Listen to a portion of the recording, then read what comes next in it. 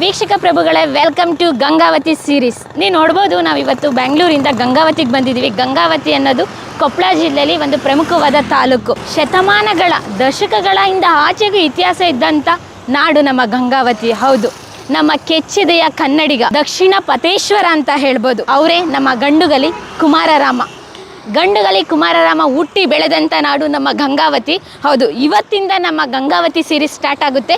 Welcome to Gandugali Kumararama series ಮತ್ತು ಡೈನಾಸಿಟೀಸ್ ಹಾಗೆ ಸ್ಟೋರೀಸ್ಗೆ ಅಂತ ಹೇಳ್ಬೋದು. ಗಂಡುಗಲಿ ಕುಮಾರರಾಮಂಗೆ ಪ್ರಪಂಚದಲ್ಲೇ ಇವಾಗಲೂ ಕೂಡ ಅಜರಾಮರವಾಗಿ ಅವರ ಕಥೆಗಳನ್ನ ಕೇಳ್ತಾರೆ, ಅದ್ರ ಜೊತೆಗೆ ಹೇಳ್ತಾರೆ. ಮತ್ತು ಅವರ ಕಥೆಗಳು ಅಷ್ಟು ಸ್ವಾರಸ್ಯಕರವಾಗಿದೆ. ಯಾಕೆಂದರೆ ನಿಜ ಜೀವನದ ನಾಯಕ ನಮ್ಮ ಗಂಡುಗಲಿ ಕುಮಾರರಾಮ. ಹೌದು, ಗಂಡುಗಲಿ ಕುಮಾರರಾಮ ಹುಟ್ಟಿ ಬೆಳೆದಂಥ ನಾಡು ನಮ್ಮ ಕೊಪ್ಪಳ ಜಿಲ್ಲೆಯ ಗಂಗಾವತಿ. ಕೊಪ್ಪಳ ಜಿಲ್ಲೆಯಲ್ಲಿ ಹೇಳಬೇಕು ಅಂತ ಹೋದರೆ ಹಲವಾರು ಇತಿಹಾಸಗಳಿದೆ. ಈ ಕಡೆ ಗವಿ ಗಂಗಾಧೇಶ್ವರ ಮಠ ಇದೆ, ಅದ್ರ ಜೊತೆಗೆ ಹಲವಾರು ರಾಜಮನೆತನಗಳಿದೆ.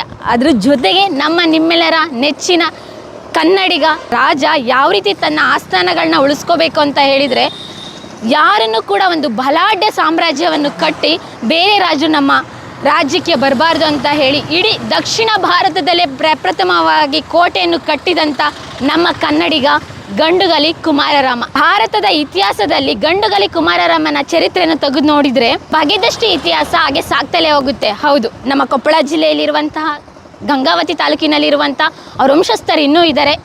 ಮುಂದಿನ ವಿಡಿಯೋಗಳಲ್ಲಿ ಅವರ ವಂಶಸ್ಥರ ಪರಿಚಯ ಮಾಡ್ಕೊಡ್ತೀನಿ. ಅದ್ರ ಜೊತೆಗೆ ಇಲ್ಲಿನ ಸ್ಥಳೀಯವರೇ ನಮಗೆ ಮಾರ್ಗದರ್ಶನದ ಮೂಲಕ ಗಂಡುಗಲಿ ಕುಮಾರರಾಮರ ಇತಿಹಾಸ ಹೇಳ್ತಾರೆ.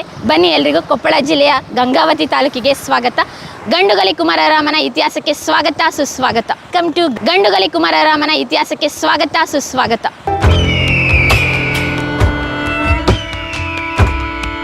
ಸ್ನೇಹಿತರೆ, ನೀವು ನೋಡ್ತಾ ಇದ್ದೀರಾ, ನಾವು ಹೋಗ್ತಾ ಇರೋದು ಇದು ಭತ್ತದ ನಾಡು ಅಂತಲೇ ಹೇಳ್ಬೋದು ಗಂಗಾವತಿ ಅನ್ನೋದು. ಕೆಲವೊಬ್ಬರು ಇವಾಗ ರೋಡ್ ಸೈಡಲ್ಲಿ ಭತ್ತಗಳನ್ನ ಬೆಳೆದಿದ್ದಾರೆ, ಅದನ್ನು ಇವಾಗ ಕಟಾವು ಮಾಡ್ತಾ ಇದ್ದಾರೆ. ಭತ್ತನ ಅದು ಸೋಸೋದಿರ್ಬೋದು, ಜಾಲ್ಸೋದಿರ್ಬೋದು, ಮಾರುಕಟ್ಟೆಗೆ ತಗೊಂಡೋಗೋ ಪ್ರೊಸೆಸ್ ನೋಡ್ತಾ ಇದ್ದೀವಿ. ನಾವು ಇವಾಗ ಆನ್ ದ ವೇ ಹೋಗ್ತಾ ಇರೋದೇ ಕುಮ್ಮಟದುರ್ಗ. ನೋಡಿ, ಆಲ್ರೆಡಿ ಬಂದಿದ್ದೀವಿ. ಇಲ್ಲಿ ಸುತ್ತ ಕಾಣಿಸ್ತಾ ಇದೆಯಲ್ಲ, ಕುಮ್ಮಟದುರ್ಗಕ್ಕೆ ಹೋಗಬೇಕು ಅಂದರೆ ಗಂಗಾವತಿಯಿಂದ ಕುಮ್ಮಟದುರ್ಗಗೆ ಜಸ್ಟ್ ಒಂದು 10 ಕಿಲೋಮೀಟ್ರ್ ಆಗುತ್ತೆ ಅಂತ ಹೇಳ್ಬೋದು. ಆದರೆ ಇಲ್ಲೆಲ್ಲ ಸುತ್ತ ಬಂಡೆಗಳು. ನಮ್ಮ ಕಲ್ಲಿನ ನಾಡು ಕುಮ್ಮಟದುರ್ಗ ಅಂತಲೇ ಹೇಳ್ಬೋದು. ನಮಗೋಸ್ಕರ ಕಾಯ್ತಾ ಇದ್ದಾರೆ ಇವಾಗ ಕುಮ್ಮಟದುರ್ಗದಲ್ಲಿ. ಬನ್ನಿ, ಅವ್ರು ಯಾರು ಏನು ಅಂತ ಪರಿಚಯ ಮಾಡಿಕೊಡ್ತೀನಿ. ಸರ್ ನಮಸ್ತೆ. ವೀಕ್ಷಕರೇ, ಇವರೇ ಇವತ್ತಿನ ನಮ್ಮ ಗೈಡ್ ಹರಾನಾಯ್ಕ್ ಅಂತ. ಗಂಗಾವತಿಲಿ ಹರಾನಾಯ್ಕ್ ಅಂದರೆ ಫೇಮಸ್. ತುಂಬ ಟೂರಿಸಮ್ ಪ್ಲೇಸ್ ಬಗ್ಗೆ ಮತ್ತು ನಮ್ಮ ಗಂಡುಗಲಿ ಕುಮಾರರಾಮರ ಬಗ್ಗೆ ಸಾಕಷ್ಟು ತಿಳ್ಕೊಂಡಿದ್ದಾರೆ. ಗಂಡುಗಲಿಯ ನಾಡು ಕುಮ್ಮಟದುರ್ಗಕ್ಕೆ ಎಲ್ರಿಗೂ ಸ್ವಾಗತ.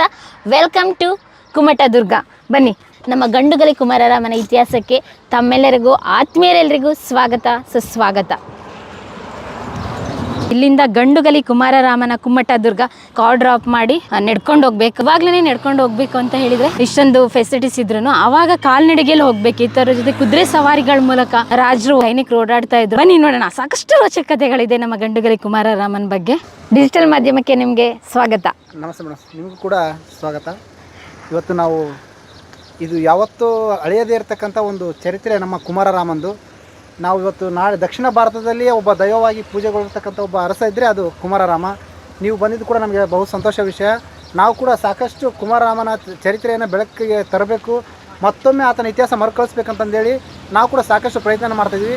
ಇದಕ್ಕೂ ಕೂಡ ಕಳೆದ 20 ವರ್ಷಗಳ ಒಂದು ಹೋರಾಟ, ಸತತ ಹೋರಾಟದ ಮುಖಾಂತರ ಕುಮ್ಮಟದುರ್ಗ ಕೂಡ ಅಭಿವೃದ್ಧಿ ಆಗ್ತಾ ಇದೆ. ನೀವು ಬಂದಿದ್ದರೆ ನಮಗೆ ಸಂತೋಷದ ವಿಷಯ. ನೀವು ಸಿಕ್ಕಿದ್ದು, ಅದ್ರ ಜೊತೆಗೆ ನಮ್ಮ ಗಂಗಾವತಿ ಇತಿಹಾಸ, ಗಂಡುಗಲಿ ಕುಮಾರರಾಮನ ಇತಿಹಾಸನ ನಮ್ಮ ಡಿಜಿಟಲ್ ಮಾಧ್ಯಮದ ಮುಖಾಂತರ ನಮ್ಮ ಕರ್ನಾಟಕದ ಕನ್ನಡಿಗನ ಇತಿಹಾಸನ ಇವತ್ತಿನ ಮೂಲಕ ತಿಳಿಸ್ತಾ ಇದ್ದೀವಿ. ಸರ್, ಹೋಗೋಣ ಹಾಗಾದ್ರೆ ಕುಮ್ಮಟದುರ್ಗಕ್ಕೆ. ವೀಕ್ಷಕರೇ, ನಾವು ಇಲ್ಲಿಂದ ಜಸ್ಟ್ 500 ಮೀಟರ್ ಇದೆ, ಅರ್ಧ ಕಿಲೋಮೀಟರ್ ಅಂತ ಹೇಳ್ಬೋದು. ಕುಮ್ಮಟದುರ್ಗಕ್ಕೆ ಹೋಗ್ತಾ ಇದ್ದೀವಿ. ನೀವು ರೋಡ್ ನೋಡಿದ್ರೆ ಗೊತ್ತಾಗುತ್ತೆ, ಕಾರ್ ಹೋಗೋಷ್ಟು ಜಾಗ ಇಲ್ಲ, ಬೈಕಲ್ಲಿ ಓಡಾಡ್ಬೋದು. ಹಾಗಾಗಿ ನಾವು ಬೈಕ್ ತ್ರೀಲಿ ನಮ್ಮ ಗೈಡ್ ಜೊತೆ ಕುಮ್ಮಟದುರ್ಗಕ್ಕೆ ಬೈಕಲ್ಲಿ ಸವಾರಿ ಹೋಗ್ತಾ ಇದ್ವಿ. ಬನ್ನಿ ಸ್ನೇಹಿತರೆ, ಕುಮ್ಮಟದುರ್ಗಕ್ಕೆ ಎಲ್ರಿಗೂ ಸ್ವಾಗತ. ನಡೀರಿ ಸರ್.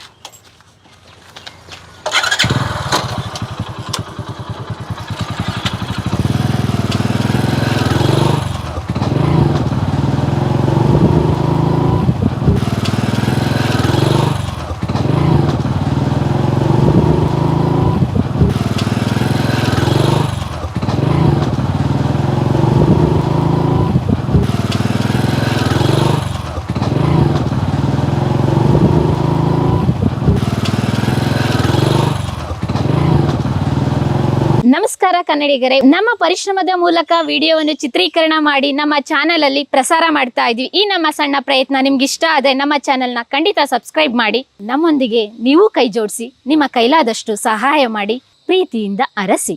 ಮೇಡಮ್, ಈಗ ನಾವು ನೋಡ್ತಿರೋದು ಕುಮಾರರಾಮನ ಮಹಾಮಂತ್ರಿ ಆಗಿರ್ತಕ್ಕಂಥ ಬೈಚಪ್ಪ ನಾಯಕನ ಕೋಟೆ ಇದು. ಈಗ ಇದು ಕೋಟೆ ಪ್ರವೇಶ ದ್ವಾರ. ನಾವು ಹಿಂಗೆ ಹೋದ್ರೆ ಕುಮಟದುರ್ಗಕ್ಕೆ ಎಂಟ್ರಿ ಆಗ್ಬೋದು.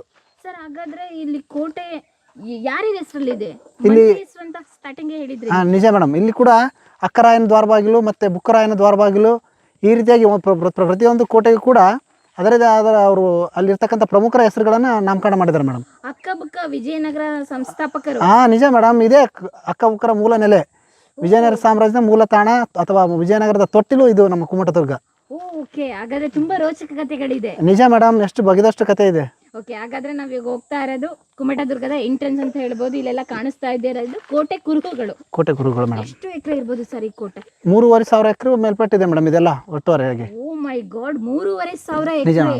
ಹಾಗಾದ್ರೆ ನಮ್ಮ ಗಂಡುಗಲಿ ಕುಮಾರರಾಮರ ಆಡಳಿತ ಹೇಗಿತ್ತು? 3,500 ವೈಭೋಗ ಮೇಡಮ್. ಇಡೀ ನಮ್ಮ ದಕ್ಷಿಣ ಭಾರತದಲ್ಲೇ ಕುಮಾರರಾಮಂದ ಒಂದು ಆಡಳಿತನೇ ಒಂದು ವಿಶೇಷ ಅಧ್ಯಾಯ. ಬನ್ನಿ, ನಮ್ಮ ಗಂಡುಗಲಿ ಕುಮಾರರಾಮರ ವಿಶೇಷ ಅಧ್ಯಾಯಕ್ಕೆ ಎಲ್ರಿಗೂ ಸ್ವಾಗತ. ನಡೀರಿ ಸರ್, ಕೋಟೆ ಹತ್ರ ಹೋಗೋಣ.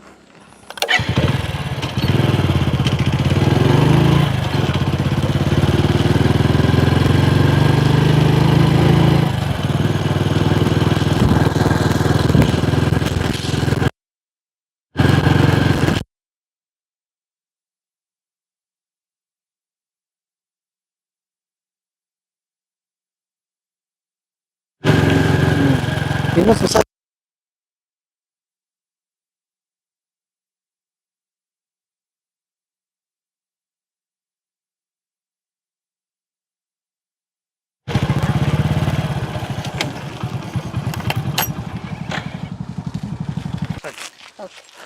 ಪ್ರಿಯ ವೀಕ್ಷಕರೇ, ನಮ್ಮ ಕರುನಾಡಿನ ಸಾಹಿತ್ಯ, ಸಂಸ್ಕೃತಿ, ವಿಶೇಷ ವ್ಯಕ್ತಿಗಳ ಸಂದರ್ಶನವನ್ನು ತಪ್ಪದೇ ವೀಕ್ಷಿಸಿ. ನಮ್ಮ ಚಾನೆಲ್ ಅನ್ನು ಸಬ್ಸ್ಕ್ರೈಬ್ ಮಾಡಿ, ಬೆಲ್ ಐಕನ್ ಕ್ಲಿಕ್ ಮಾಡಿ, ನಿಮ್ಮ ಅಭಿಪ್ರಾಯವನ್ನು ತಪ್ಪದೇ ತಿಳಿಸಿ. ಡಿಜಿಟಲ್ ಮಾಧ್ಯಮ ಎಲ್ಲಾ ಸಾಮಾಜಿಕ ಜಾಲತಾಣದಲ್ಲೂ ಲಭ್ಯವಿದೆ. ಸ್ವತಂತ್ರ ಪತ್ರಿಕೋದ್ಯಮವನ್ನು ಬೆಂಬಲಿಸಿ. ಧನ್ಯವಾದಗಳು.